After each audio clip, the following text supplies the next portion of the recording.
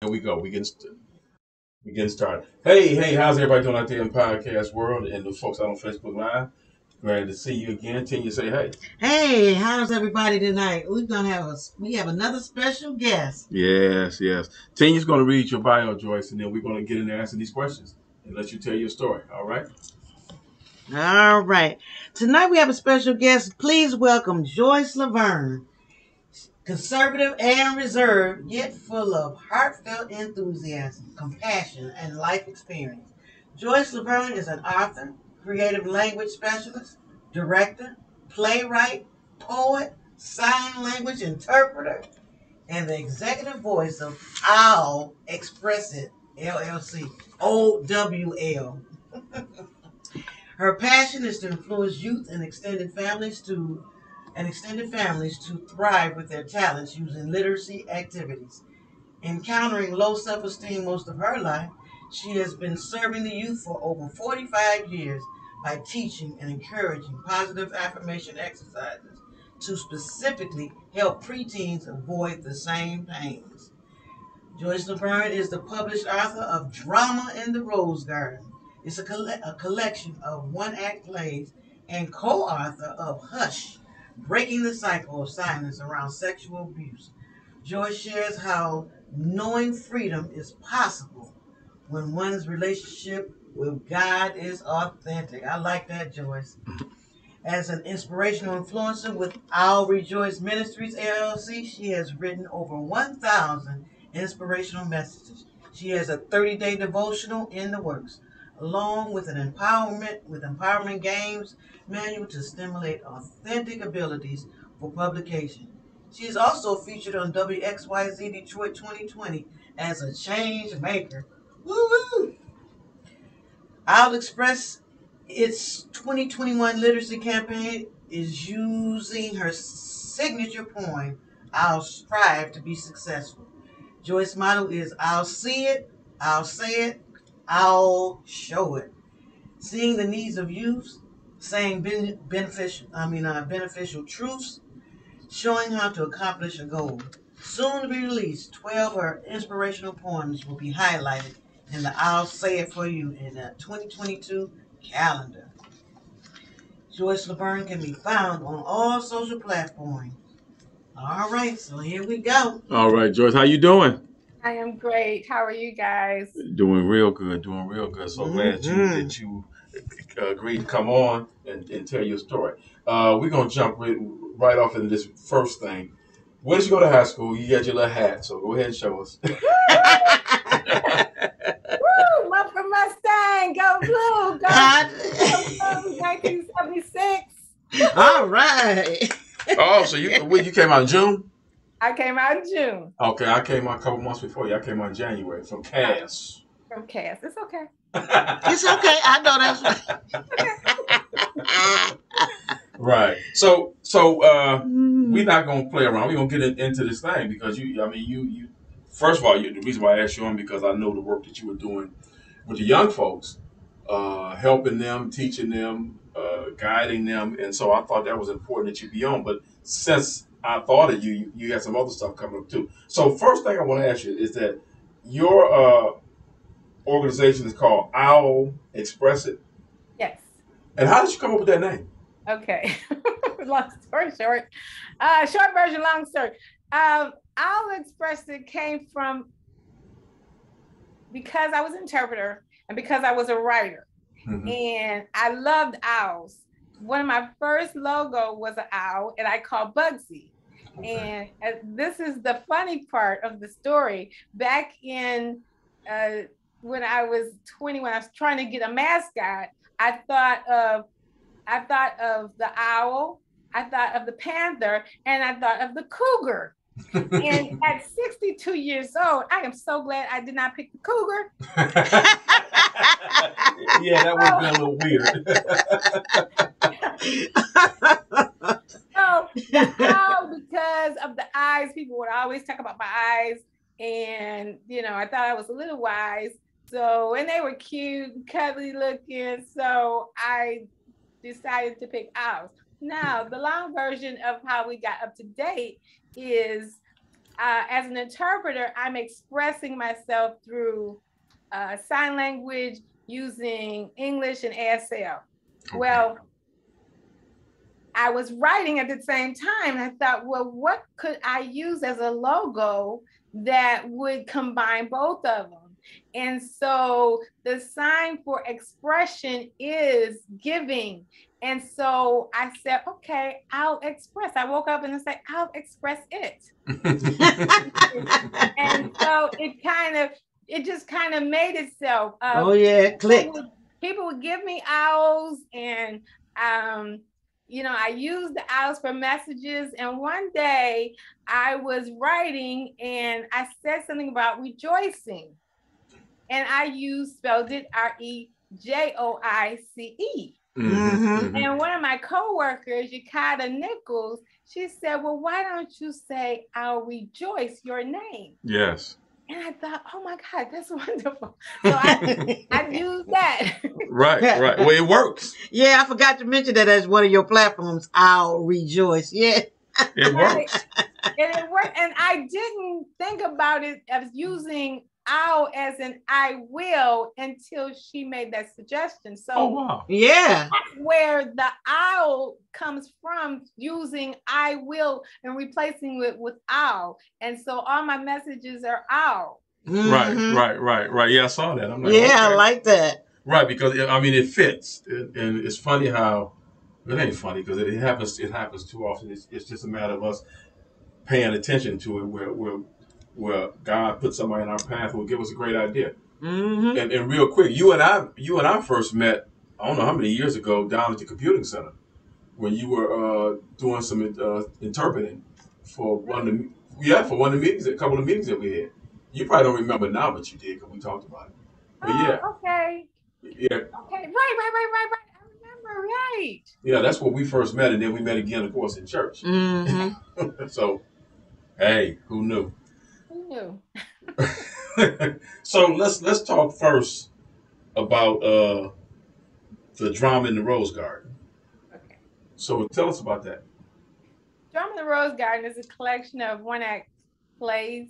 There are 13 plays in there. They vary from teaching. Well, the idea is to dramatize learning how to use the scripture in everyday lifestyles. So a lot of the skits came from recommendations from the children. I asked them what they were dealing with or what they misunderstood, and then I would create a play around it. I started with teenagers, but then I started doing preteens between 7 to 13. But then a lot of the teenagers wanted to stay on board too. So it was a combination of all of them. Drama in the Rose Garden, it has some very older, I've written over, I want to say I've written over 30, but I kind of mixed them up. There's teaching them how to pray, teaching them to be commitment, fun, evangelism, being sorry, being bullied. So they range from about maybe 7 to 15 minutes in length, between 3 to 12 characters in each one. It's a lot of fun. It's a lot of comedy, a lot of laughter, but it's serious. So they're learning how to use the scriptures to resolve conflict and how to understand how God works in their lives and how they can use the scriptures. So it's a great thing. Now, unfortunately, I will have to republish it for technical reasons, but I still have lots of copies. If anybody would like a copy, yes. Use it for homeschooling, family functions, for church programs. That's right. They've been proven. Yes, it has, because we definitely enjoy it every fifth Sunday when the youth would put on those plays that you did go for. I know, and how they had all those everyday activities and the scriptures relating to them. Yeah. And I'm just writing them down. I was like, dang, I would have never, but that's a good way to inject that scripture. Yeah. It was, I just loved it. It was amazing to me. Yeah. Thank you. Yeah. And another good thing about it is that not only did they learn scripture and learn how to apply scripture, but it also gave them an opportunity to decide if they were interested in acting. Oh my God.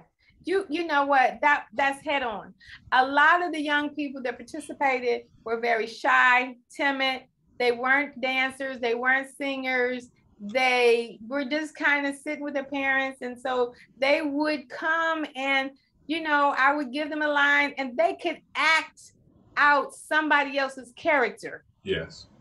Yes. And by them acting out somebody's character, they found out who they could be. Yes. And yes. so it was really, really wonderful watching to see these young people transpose into someone just blossoming. And that's kind of what the roses kind of represent, them blossoming into something that's beautiful and what they're meant to be. Because like most of them went on to college. I watched a lot of them get their master's degree. Yes. Throughout the years that I've worked with the young people. It's just amazing. It is amazing. It's amazing how just that acting would create another open door. A lot of them went on to Mosaic, or they went on to other programs at different colleges. Oh yeah. Drama. Yeah. Open a lot of doors. And you can say, I knew him when. I knew and it's important, we talk about it a lot, how it's important that we pour into young people's lives and give them opportunity to see the various ways they can express themselves.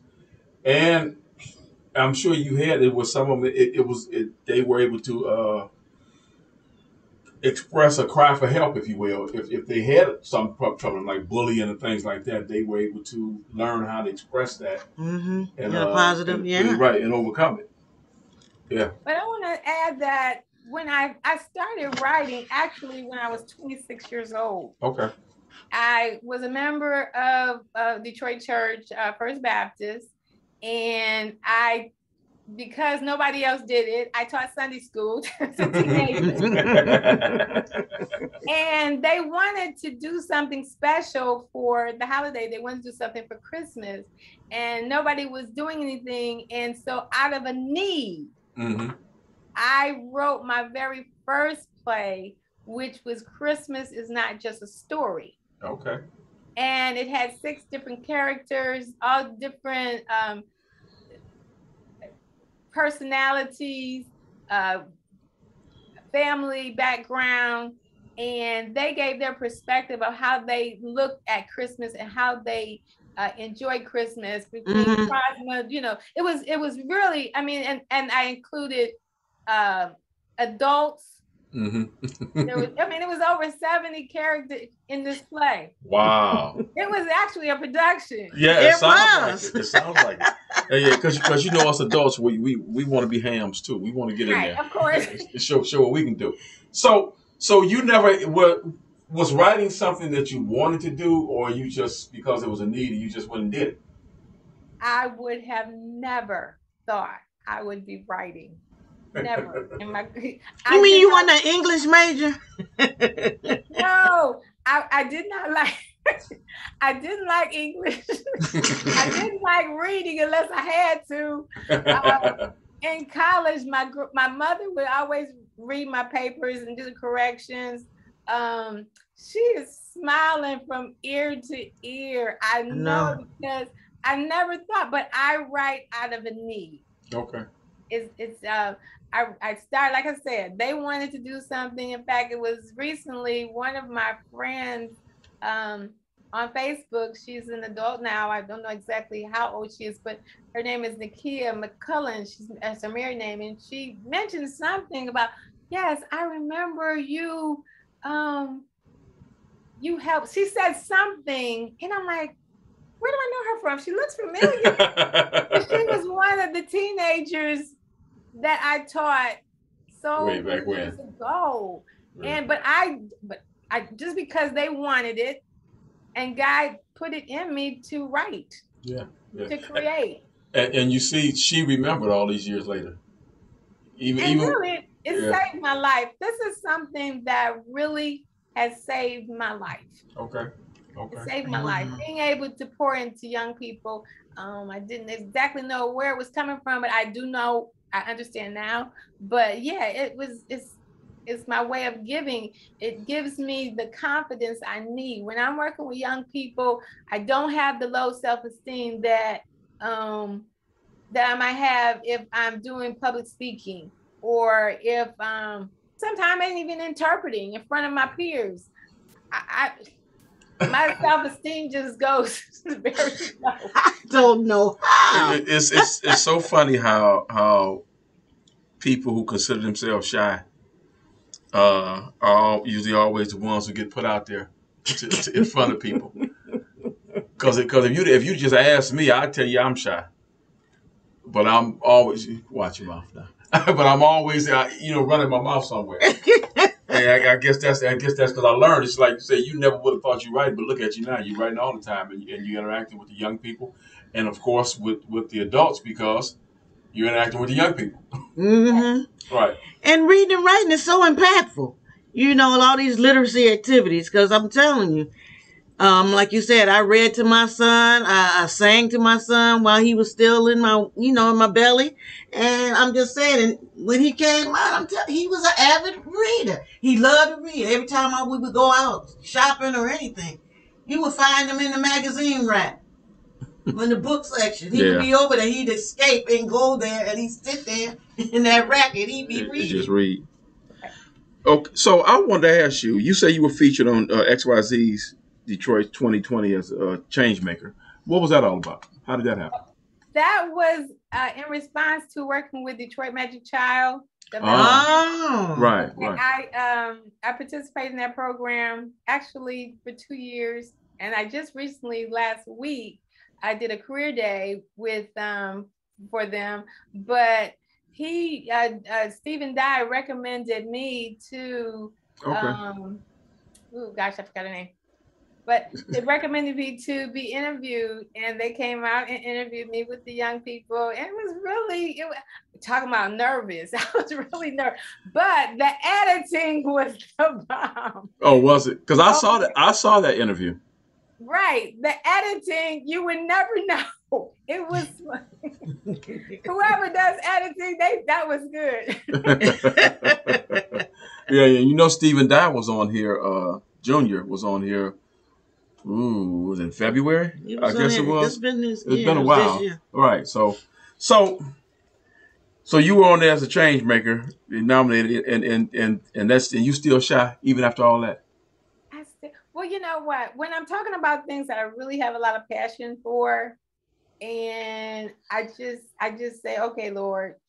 And I say that first, it seems like it just goes. And then now I don't care. If I mess up, if I stutter, if my words don't come out clear, you know what? I'm me. I'm like you, Joyce. I'm me. I can't worry about people saying, oh, your voice sounds, because people used to say, your voice sounds like a little baby. Or, that would make me feel, I didn't want to talk. Yeah. Right. People they bully you, don't know it. And so now I don't care. But usually when I'm talking about something I'm very passionate about, it just flows. Okay.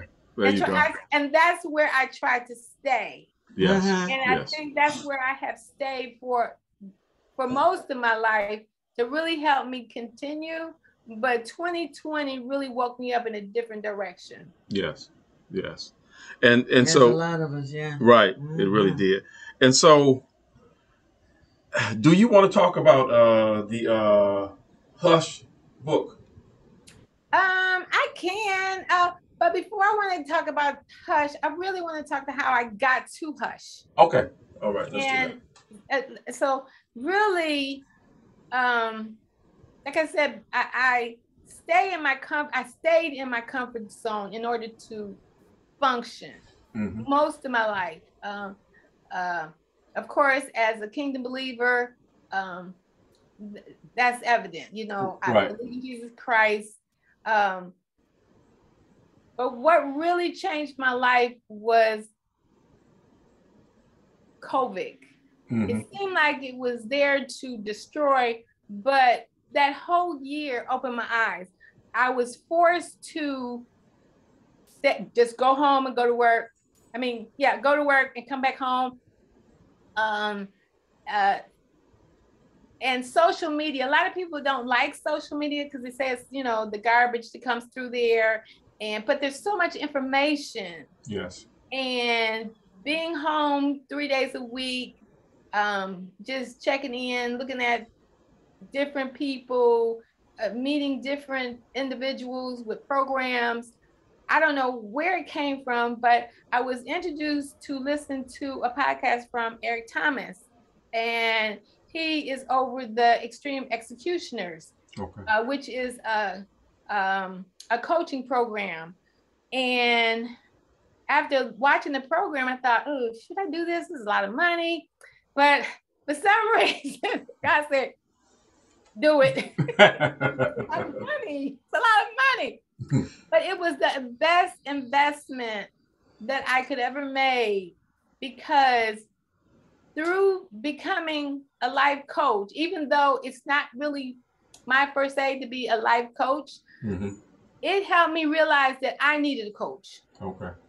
And by me realizing that I needed a coach, I got back into the literary world, and I started associating with people in writing and publishing and marketing, because I was sitting on so many books that I had done nothing with. When COVID came, everything got closed down. Right. I was just about to participate with a career day program. I had ordered pens and things and literature, and I was getting ready to go into another push with supporting young people. I was going to be at Mumford, but that day they shut everything down. So by me having a life coach, I realized there were some things I needed to do.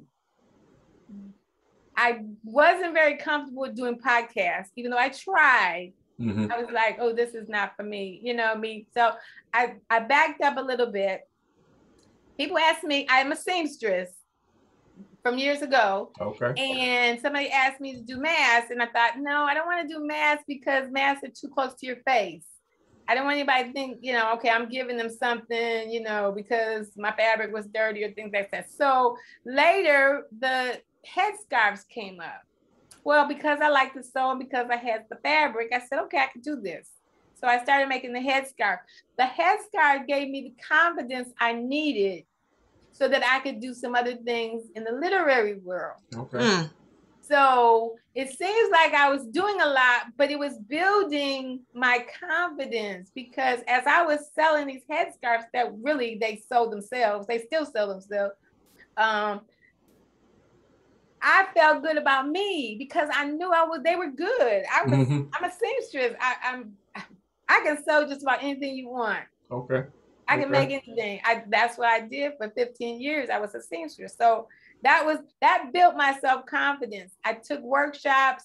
I call her my boss, literary coach, Sylvia Hubbard, but she, gave me some guidelines, gave me some clues of what I should do. So I continued to take workshops, and I found out some things I had done wrong with my book. And so that's why I'm republishing. So then Tanisha Johnson, she was a part of that whole literary world. And one day she posted that she wanted someone to write, some people to give their story about sexual abuse. And I thought to myself, I don't think so. But then I thought, well, okay, I'm ready, because I have been writing inspirational messages for over 4 years, daily. Yeah. Okay. It started going directly to people's phone, their message, and then I started posting on Facebook. So God said, you're ready, go ahead. So that's where I got to Hush, breaking the cycle of silence and sexual. Ooh, she froze. It's gonna come back. I'm sorry. There we go. What happened? No, you back. You froze up for a second. So that's where I got to Hush, Breaking the Cycle of Silence Around Sexual Abuse. I don't want to go too much into the book. I mean, of course you can get it, but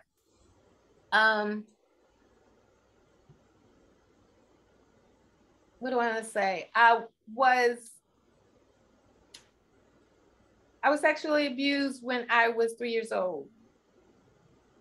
However, it was suppressed until I was 48. I was at an outing with young people. We took the young people somewhere. I don't remember, but we took them somewhere, and one of the ladies said, one of the presenters said, 3 out of 5 people in this room have been sexually abused. And she already talked about molestation, coercion, verbal, emotional. That can be sexual abuse too. That can be abuse too. So it's not just rape. Right. So that day, I'm looking around at 48 years old, divorced twice. So I know something about sex. It's not like a secret. But when I looked around and said, okay, I know I've been cursed a couple of times. Did it when I didn't want to. So I'm looking like, who else in this room? Who else has been sexually abused? So, you know, I'm keeping it real. I'm keeping it real, Janae. I'm keeping it real. And so I thought, okay, went home. I didn't think anything of it. But when I don't know when it happened, day, night, wake up, morning, I'm like, wow, I remember. Just enough to know that something happened. I got a flashback, and the flashback was I was in the tub in the bathroom with my mother, and I told her that my vagina was burning. In my words, I'm saying this in 62, but in right. That's all I remember. So my book, my story is more or less how the residue of that experience carried over throughout my life. Yes. Yes. I say in the book that I don't know who, but at the time, okay, let me back up. When I got the revelation, a week later, one of my friends, Lynette, told me that I had a story to tell, and it was going to change people's lives. She didn't know me that well. We might have been, she's a peer, she's an interpreter too. She said that, and I'm thinking to myself, Damon, that's going to my grave.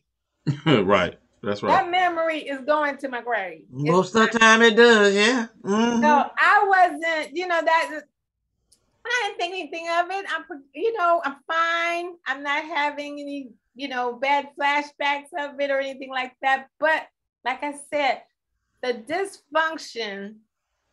dysfunctional relationship with God was evidence of what happened when I was 3. Now, I'm saying this now after I've written the story. Sure. But I thought that I couldn't, but she had already prophesied over me that I was going to do it. Yeah. So the other ladies in the book have different stories. It's a really good book to read for families, groups, to really discuss, because this is something that happens in our communities that we don't talk about. Right. And it creates problems. Yes, it does.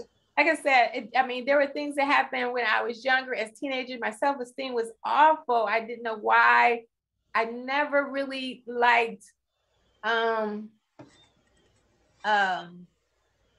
sexual relationships. I wanted to just be friends with people. We don't emphasize enough how to develop friendship. Yes.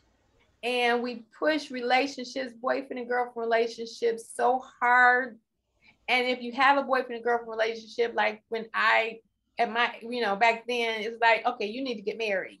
So you're not getting married because you have a good relationship with this person. You're getting married because the church says you have to get married. Right.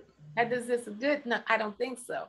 So that's part of why, I look back and I say, well, why am I so dysfunctional? Why do I make so many bad decisions? Why do I do that? Why do I sabotage good relationships? I mean, in the book, I talk about how I sabotaged a really good relationship when I was in college for no reason. I had no reason. Yeah. That's.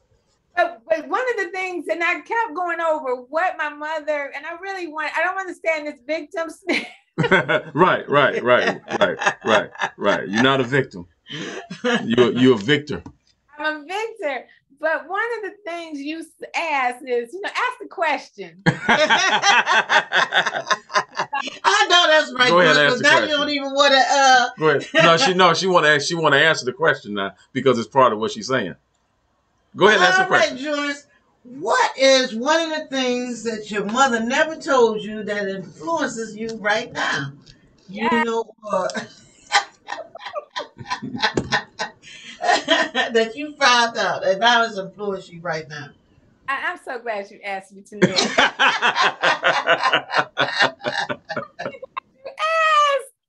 And my mother wasn't a great, she really did not push a lot of information by talking. She wasn't that type of mother, but she was very encouraging, very supportive. She made sure that me and my sisters, I have 2 sisters, one deceased. Cheryl Hannah's alive right now, but Lynn Valerie, she's deceased. But she made sure that we got information. Unfortunately, she didn't tell us everything. She didn't tell us how to have confidence, how to fight for our confidence. Right. But we were given the tools. Dad, I have to give him kudos too. He made sure that we were put in position. We went to events. We went out of town. We were well exposed. And, like I said, I learned very early from my grandparents how to sew. We all did. How to sew, knit, crochet. But I like knitting. My both grandparents canned. My mother canned. We were cooks. We had to learn how to play instruments. So I learned how to play the piano, the violin, and a clarinet. So all right. She didn't necessarily teach, but she put us in positions that we had tools. And that's what saved my life. Okay. All these years. So when I got insecure, I could fall back on what I knew. That made me happy. The other thing is that probably, and it's like you say my mother, but my father really did this, and I don't know if this is a good thing, because now I look at it as it's like a bittersweet kind of thing. He made us very independent. Okay. So in a way, I struggle with asking for help. Okay. I know, and I'm learning now that I have to ask when I need help.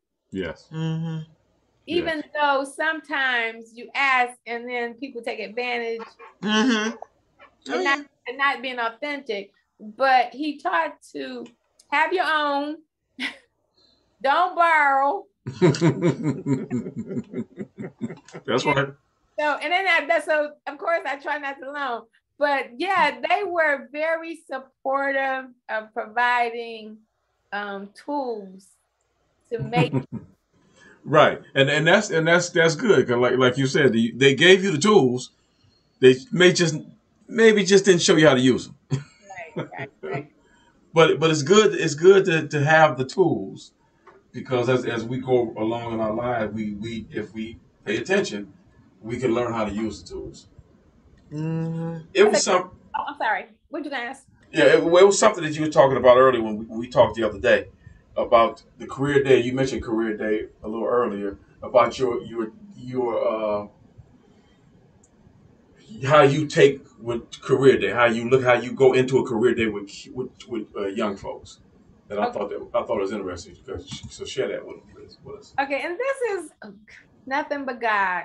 I mean, like I said, everything that I am learning now, I realize these are the gifts that that God has given me to use. So I'm using everything. That's right. That's right. I'm using it all now. Everything. That's right. Give him credit. That's right. Because if you don't use it, he's gonna take it from you. And I can't afford that. I can't. But career day last week was really good because most of the time when you do career day, you stand up in front of whoever and you talk about yourself, what you did, your accomplishments, your successes, all this blah blah blah blah blah. And of course that age was 7 through 16, and I knew I kind of was working with that group, and this is when I go back to the extreme executioner. And that was because most of the time when you're coaching adults. You don't really coach children that much. Right. So, but I'm getting the experience still being in the community. So I made a bio, and on the other side of the bio, I had a list of questions for them. So they had to tell more so about themselves than me telling about myself. And I helped them understand that what they like to do, what they do well, what they're willing to learn, what they enjoy doing, what they do on a regular basis, what they're willing to learn, what other people think about them, our options, and what they think about themselves. Those are options for their future. Mm-hmm. And so I was able to help them think about, well, okay. And it was really weird, Damon. A lot of the boys, well, not a lot, but several of them put down they wanted to play basketball. Of course they did. So after we finished, and I said, okay, I noticed that some of you put down that you want to play basketball when you grow up, because that's the whole key. Mm-hmm. I said, how many of you put down you want to be an NBA basketball player? Right. Nobody put that down. Mm-hmm. I said, well, you got to be specific. Mm-hmm. Because you can play basketball all day. Doesn't mean you're going to make any money from it. That's right. That's right. So that's right. Encourage that thinking. And it was interesting because some of them, they needed to know how to spell a few things, but it was a really good exercise because they didn't need to listen to me. I mean, I would tell them tips about myself, but the key was to let them know that what they enjoy doing, what they do well, yes, what they don't mind learning how to do, is something that they can do and be successful with. Yes. If they're willing to take advantage of the opportunity when it presents itself. Right. No matter what you're doing, be able to stop and say, yeah, okay, I'll volunteer, I'll do it, I'll go. I'll go. Yeah, be persistent, consistent, do it even when you mess up. Just start all over. Right. So, and when you see the need, provide the need. Are you talking to us adults now? Because all that is definitely for us as well. Right. Well, there was a helper there, an adult helper. He said, "This helped me." I know. That's right. What I'm saying. I'm looking at us like I'm answering these questions. Right. Well, the problem is that too many young folks, or too many people, I'll put it that way, didn't get that type of questioning, if you will, or that type of hint when they were younger. And so then as they get older, they're still not really sure what they really want to do. and most people don't realize that you gotta like what you're doing. You gotta like it. But the key, I think, is that we push making money. Yes. So you want to make money, but you don't enjoy going to work. Right. Attitude is bad. Your performance is bad. You don't love it. You know, I know a lady that works at the hospital. She enjoys cleaning. She says, I love my job. I wouldn't change it. She loves it. Yeah. And when you enjoy something, it shows. Right. That's right. And you definitely want to go and do it as well as you can. And everybody's not supposed to be the $1 million. Right. You're right. Nope. Because too many of those guys burn out chasing that dream. Yeah. They don't use all the tools, so they skip through a lot of stuff, and then next thing you know, they miserable. Right. Because you didn't go through the process. Right. And I think something else that you said that's so important is it something that you don't mind learning more about? That. Yeah. You have to put the time in. Yeah. You know, unfortunately, a lot of people don't talk about when they're successful. They say, "I'm making all this money. I'm going here. I'm going there," and you know, but nobody talks about the midnight hours that you mess. I mean, just yesterday, 2 days ago, I know you saw the post. I was so outdone, Tania. I gave away 100 copies to a book bag giveaway of the poem "I'll Strive to Be Successful." Friday, I put the message in a frame for the kids. Signed it for each one of them. It was a 5x7 that was horizontal. Well, I was going to take some to the park, and so I said, I couldn't find the horizontal, the vertical, so I had to do a horizontal. First, I had to look at it, and I looked at it. I had misspelled a word in the poem. I don't know how it happened because it was a cut and paste, but you know how when you're touching on cut and paste, you know how when you touch and things erase, so you add something in brushing. Right. That was Monday. I beat up on myself so hard. I was thinking, see, if I wasn't going so fast, if I just had somebody to help me, party. Right. Till I just said, okay, let's just fix it and move on, because there was nothing I could do. Nothing you could do after that. Right. Yeah. And you got to fix it. You have to fix it. You got to fix it, but it was something I could do before. But you know, is to keep going. Yes. You know, because sometimes we mess up, or somebody will tell us we messed up, and we say, okay, I'm not doing that anymore. But you know, it happens. It happens, and you just keep going. So after I picked myself up a little bit, I said, okay. Well, it happens to the best of us. So what are we gonna do? Right. So I am. Yeah, I found my voice. I did find my voice. I found my voice. I thank you so much for letting me come on here. and I got two more things for you. Yeah. You got your calendar coming out. When is that calendar gonna come out? It's 2022 calendar. This 22 calendar should come out in October, mid-October. I just decided to do it because I have so many good poems. I wrote a poem for my mother. Wonderful. Mother Day card called Mother I Am Because.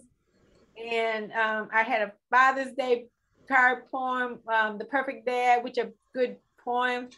I did one for my sister, Cheryl Renee, who lives in Canada. But I didn't even give her a print of it because my niece asked us to do videos. I wrote that just to do a video for her birthday. So, you know, there's so many different poems. There's a poem I wrote, Who Knew? Because the title of my story is called Who Knew? So there's a poem at the end of that story. And that's going to be on there. So every month we'll have a poem. Okay. Okay. You know, my daughter used to, when she was younger, she did a lot of writing and she wrote poems. I thought she was going to be a journalist and end up being a state trooper, but yeah, she was, I mean, she, even now when she expresses herself, to me, she really knows how to write. And maybe still later on, she'll probably pick that back up again because we are always reinventing ourselves. But yeah, I just used to love her writing and journaling and her poetry. So yeah, it was just so, and I just love the way you mentor and inspire these children because I'm telling you, it makes a difference. Makes a big difference. Yeah, I have a girlfriend. They got a little. She has a 3-year-old grandson. He has a little books series, but his is on how Sam makes a budget, and Sam's. They just want to have the conversation within the Black community about wealth. Okay. You know, and to have these conversations at the table, and not to always continue to be the exception. You know what I'm saying? It'll become the norm. Because like you said, a lot of our parents didn't tell us about, our credit and they told us what they knew. What they knew, but I'm just still saying what they knew. That still was some of the things that people were saying, about the credit and all that kind of stuff. But yeah, he was up there already at 2 years old talking about are you financially responsible. He got 2 parents, one's an engineer and the other one is an executive. So they teaching them, a different language, all that kind of stuff. But I'm just saying, when we pour into these children, this is what. Right. And this is how that happens. Yeah. And so, how is your literacy campaign going? Well, I started out in the beginning, and in January we did a couple of months of it. I had some young people on, and we did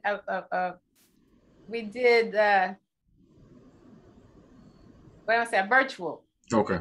So it lasted maybe 8 weeks. Okay. Oh, that was good. And we did it every Friday. It was really good.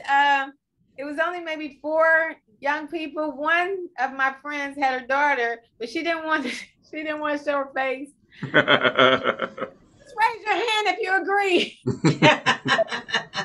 But later, my friend said that she didn't really want to do it because it felt like school. They were still doing virtual school, and but it was okay.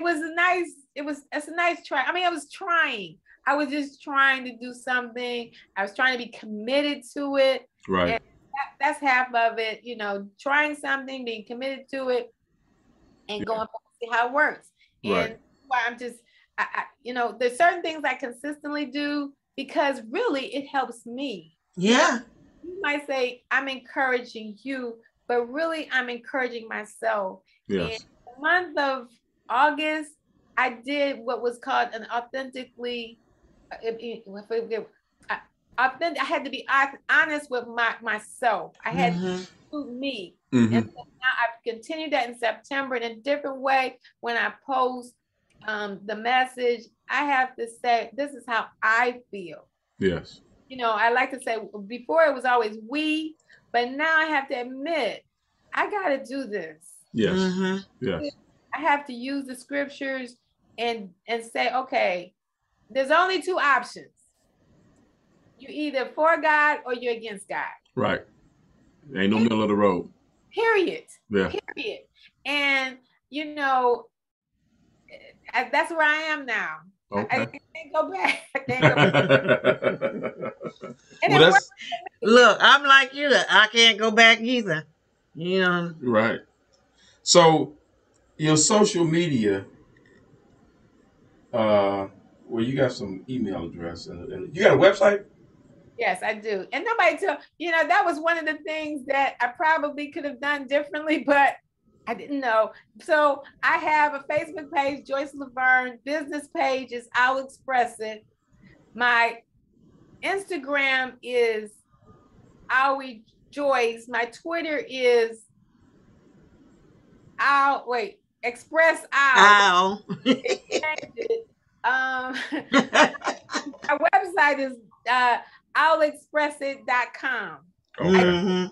JoyceLaverne.com, but I don't know how to convert them. I need a tech person. Yeah, that Brandis. Yeah, you think Brandis would jump on my team? Well, you can only ask. Yeah, sure. Yes. So you trying to combine them all so that they're all connected to each other. Right. And you know what? And it's a process. It really is a process. And I've tried to do it myself, and I've tried to pay some people, but sometimes I can't pay everybody. You know, it's really expensive. Yeah. Oh yeah. And sometimes people ask you to pay for stuff that's free. Yeah. And I'm learning that too. So I'm trying to just walk slow, do what I can. Yeah. And when it's necessary, take care of it. Right. There you go. So, you know, it's going back to the book and the calendar. I have bought my ISBN numbers so that when it's time to publish, nobody owns my publishing rights. All right. But I didn't own the publishing rights to Drum in the Rose Garden. Hey, go figure. Yeah. Well, hey, it's a learning process. I'm telling you. It's a learning process, but you know, so now when people ask me that are excited about me publishing or being an author, and they say, "Oh, I want to write my book," I said, "Why?" Right. Marketing is everything. Yes. Everything. You can write the book and spend up to or minimum of $3,500. Minimum. But you need to know that you need to market. Marketing is everything. So I share a little bit of everything now. I make sure I'm not, you know, holding on to my information. Right. I make sure that I'm sharing in different ways. You know, like I said, I don't want to be a fruitless fig tree. To share with everybody because it's got a fruit on there. Yeah. So everybody gets a piece that I have, because that's what's going to take. That's how we're going to make it. You know, we start young, but you know, of course, our as adults, parents can benefit. I can remember when I had this drill team at a former church, and when I first started the drill team, and this is a Bible drill team, so everybody kind of it's a call and response kind of group. I started in New Orleans, and then I just brought it up to Detroit. Okay. And one of the parents told me, and we're still friends, the one I watched, are you out there, Lorna? I'll never forget when she told me, she said, you know, that was the best thing you could have done. I've learned a lot, you know, because one of the things I taught them is how to recite the books of the Bible. I don't know how important that is, but it's important because you can search through what she said. I didn't know the books of the Bible. I learned a lot through listening to the young people. Yes.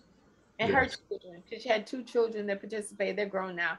But those are the kind of things that kind of really help me keep going, because I know that when I help the young people, preteens specifically, I help the families too. Oh, yes. Yeah. Oh, definitely. Well, you know, right. It's always helpful when whatever we're involved in is bigger than us, because we'll give up on us. Yes. But if somebody else is involved, we'll take more care to see that they keep getting it. Even if we just tired. Right. So it's always good to have something that we think we see as bigger than ourselves. Not only that train up a child in the way it should go. Yeah. Right. Yeah. And they won't depart. You know what I'm saying? I'm telling you, when you were having those plays, I was just listening and writing scripture down and was like, wow, that really fits that situation. I would have never thought of that, blah, blah, blah. Yeah. And it's just, that's what I'm saying. It makes a difference. It makes a difference. And of course, knowing the books of the Bible make a difference, because one day you're going to need to know what they are. Mm. I'm learning now that they really do interconnect, because I might take one word and I find it in the Old Testament, I find it in the New Testament, and find out how it connects. And I've learned so much. I've grown so much. Yeah. Oh yes, Jules, you and I both. And one of the things I like too, when you said one's relationship with God is authentic, that makes a difference. Yeah, makes a big difference. I remember back in September, I was listening to a minister on Saturday in between my jobs, and he started talking about that lukewarm scripture. And he said, I'm talking about me too. He said, the average believer is lukewarm. Mm-hmm. Right. And I thought about that thing. Damon, I cried for about 20 minutes, because I knew that the most of my life I have been lukewarm. Yes. Because I allowed people to let me. It wasn't them that did it. I let them lower my standard. Yeah. Yeah. Because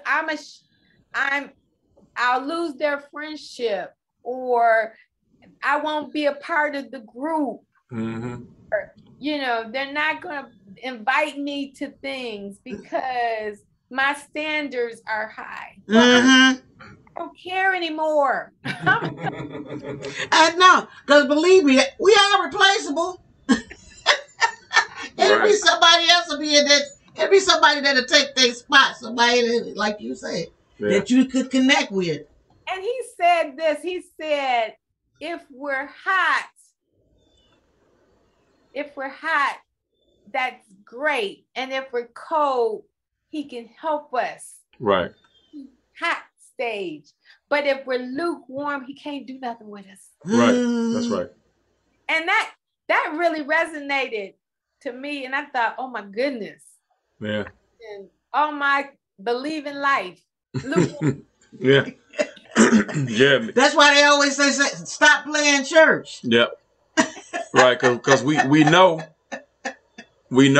and we say we believe, but we don't want to act on that belief. We don't want to act on it because we care too much about what somebody else thinks. Right. Guess what? When we stand before God, ain't nobody gonna be there with us. And sure enough, it ain't gonna be taking the brunt of it either. It's time to just face up. I know, because that's how I was, Joyce, during the pandemic. I was just all in the word. I mean, I'm the daily bread, prayer conference, Bible study. I was all in it. Then as soon as things started getting good, I slacked off. I started doing whatever. I was like, okay, I'll pick up the Lord at 10 o'clock. I'll pick him up. You know what I'm saying? And now I had to get back in there and say, as things started happening, I was like, oh, Lord, I better get back in this word. You know what I'm saying? And stay. And like you said, that's when that sentence stuck out again, being authentic in your relationship, with the Lord. And it's just, and like I said, I know he knows my heart, but I still got to do my part. Still got to do your part. And Jay was somebody who resonated really deep with me. And I think about her often because she would say, okay, it's only so much I can say, but you have to do for yourself. Right. That's right. You got to go to the Lord yourself. You have to be honest with Yes. Go to him. Right. Yeah, I can point you in the right direction. But you got to go over there. Right. Yeah. It's over there, but you got to walk. There it is right there. Go. Because I can't take you. I can't go with you. I know. And so the last thing I wanted to ask you about, you said that you have a 30-day devotional in the works. Right. Okay. So that's really interesting. I took this workshop with Tanisha Johnson in January how to write a devotional in 48 hours, I think it was, but she gave us 30 days to do it. But at the same time, she posted, didn't want to be a part of the anthology. So I really am finished. It's done. But the book, writing the story, I was like, okay, I can't do it too much. So right. I do have it and I will publish it. So it's a devotional that helps a parent, child, or guardian work together for 30 days. And as they work together, they create a focus board. Okay. Well, it's not called focus board. It's called a dream board. Is it dream board? A vision board. Vision board, right? Vision board. And create a vision board. And so, because the whole idea is you're doing an activity as you are communicating with each other. And part of this is because I realized that preteens, children need to have someone to talk to, to get focused with. And I hope I'm not going over too much, but one of the things that I did emphasize in my story is that as a preteen, when I was in middle school, that's when my self-esteem took the highest brunt. I was bullied in middle school. Okay. Yeah. And I was criticized for being, I was criticized for dressing well, being intelligent, being smart. Those are all the things that I'm supposed to be. Right. Why is that a problem? Yeah, you're cute. Yeah, you are cute, Tanisha. You're cute. Thank you. Why can't I be cute and feel good about it? Exactly. So that was hard on me. You know, I'm trying to dumb. You can't be ugly if you're cute, right? No. I told them I had to fight all in junior high school too. And so of course that created my low self-esteem as an adult. Okay. And unfortunately, in fact, the other day when I was talking to young people, I tried to get their attention and I was being funny because she was the cutest little girl. Oh my gosh, she was so cute. And I said, I know you cute, but I'm cute too, right? Hey, I'm not cute.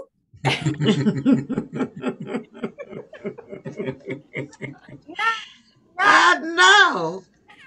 So now I don't have a problem. I used to have a big problem. It used to be hard, Damon, to say I'm beautiful. Mm-hmm. It was hard. I believe it. Yeah. Because in middle school, that was, you think you're cute. Well, I am.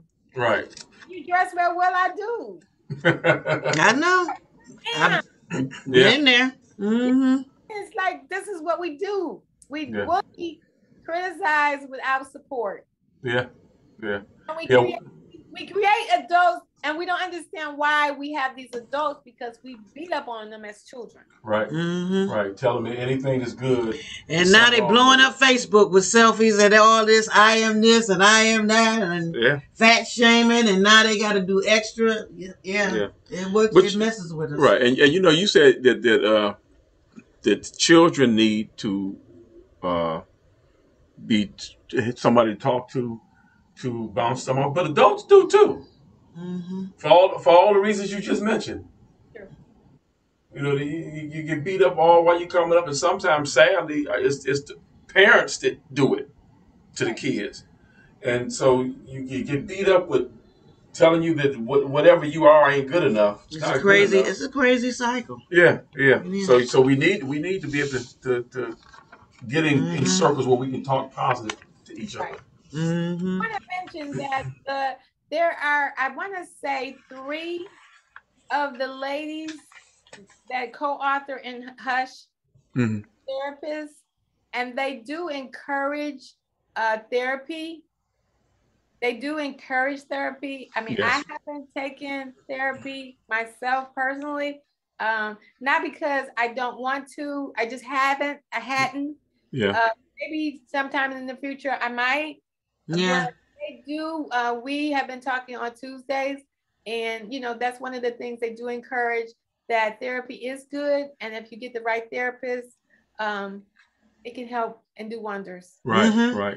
And Black community got to get out of that. Well, we getting out of it more now. That idea that if you go to therapy, you crazy. Mm-hmm.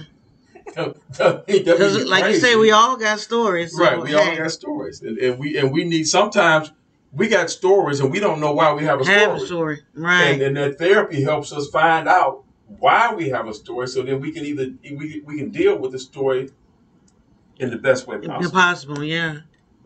And I think when we tell our story and we get that out, it's freedom. See, that's trapping. We've trapped something in us that's destroying us, eating at us.